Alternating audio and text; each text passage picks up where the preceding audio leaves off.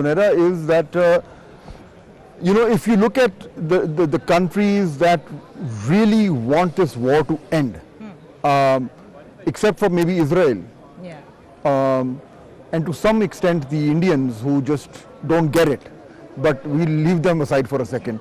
As Dr. Saab was saying, in America, a deeply unpopular war, and I think regardless of what the American administration says, they know that there are going to be political consequences if this war continues. They've got elections coming in. So they are interested in trying to find the best possible deal they can. I think one option that they don't have is to go back and start fighting again, because I don't think the American public is ready for that. So that's a huge incentive. For Iran, obviously, they would want, they've suffered a lot of damage. And then if you look at the Gulf countries, they've really taken a beating. So the incentive to find some outcome here in Islamabad is very powerful.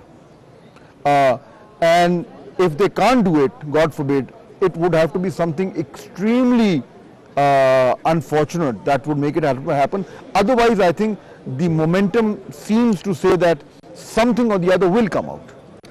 Yeah, there are two opinions prevailing at the moment. One is that at least everybody has a moment to step back and think of something else other than fighting every day, which was happening since last 40 or so days. And especially the Gulf countries who are directly taking the brunt of it. Then the world economy, every single economy was being hit. So it's at least a calm for a while. That's one. Two, the huge political capital that has gone down the drain in US for President Trump, that is huge. And for them to have that kind of stake involved, I think that is also a big say in this deal. Because unless and until Americans need something for themselves, they won't get involved in these kinds of talks. I'm very sure about it. And three, the tactical level of the war has been lost, I think, when it comes to Americans. They thought there will be a limited strike, an intense one, and maybe they'll get away with it. That didn't happen. The Iranians rather weaponized the Strait of Hormuz and, a better of them. So that choke point is now the decisive factor. And everybody needs that. That's for sure.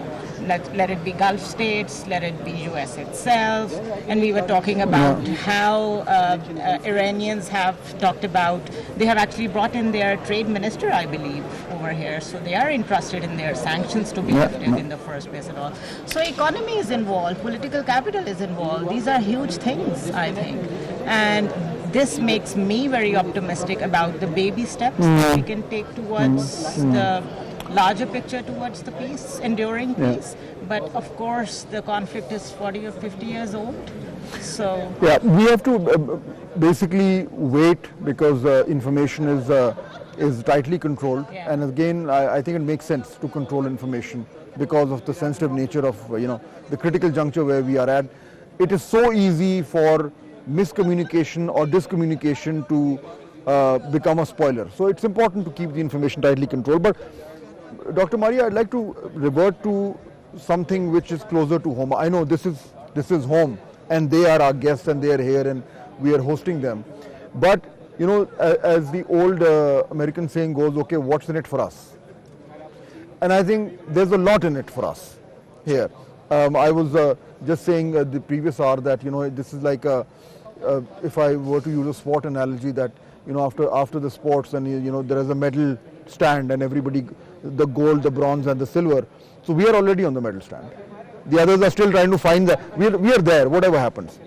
But it also means that Pakistan has rebranded itself. Now, how permanent that rebranding is, I don't know. But right now it's happened. And if you take that rebranding and apply it to our current situation where, we have a conflict on the western border, we have a conflict on the eastern border, try and elaborate on this new position that we are enjoying and how it would help us tackle our own problems. I think the success which we have had in the shape of Islamabad talks is something similar to the rise of a phoenix from the ashes of fire. And ashes That's a very good analogy. I like that image of the phoenix. Yeah, and I think that is what has actually happened for Pakistan. For 20 years, we fought a war against terrorism. We got blamed right, left, center by everybody who we tried to help. True. That's the second war, by the way. The first war, we have a whole story to tell. You know, how to deal with the Afghans, the Afghan war. By the way, I'm going to talk to you about that also, Yeah. because I know you were deeply involved in that. Yeah, so basically speaking, we paid the price, we paid the cost of international security. Right. And Pakistan is one of those unique countries which has taken global responsibility above and much above our paycheck. Yes. And much above our weight. And unfortunately, we have always taken the short end of the stick. This is the first time where we are taking the long end of the stick. Yes. And so what is in it for us? Quickly, 4 things. We want peace because war on the eastern front for us, or the western front for us, is just unthinkable. War in Iran is not a war which can be tenable either for Pakistan, for the region, or even for United States, or even for world economy. Number 2, Iran is a Belt and Road country. $600 billion have been invested in Iran. You are the second pathway to the Belt and Road Initiative. And we are paying the price in the case of CPAC, security attacks, you name it. And then comes the larger but the salient tiger in the room. And that salient tiger in the room was the trade which was passing through the Strait of Hormuz and the vulnerability of that trade to the Strait of Hormuz, and the acceptability that those traditional actors who became part of the US security corridors, such as UAE and Israel and India, they were dominating the Strait of Hormuz. Iran has reclaimed the Strait of Hormuz, and they have said that because of the 12 nautical miles on both sides. So we gain in terms of the new opportunities that are opening up economically. Some of them are old opportunities actually. Yeah, they're old opportunities, but we were never considered seriously. We were still dealing with the perception.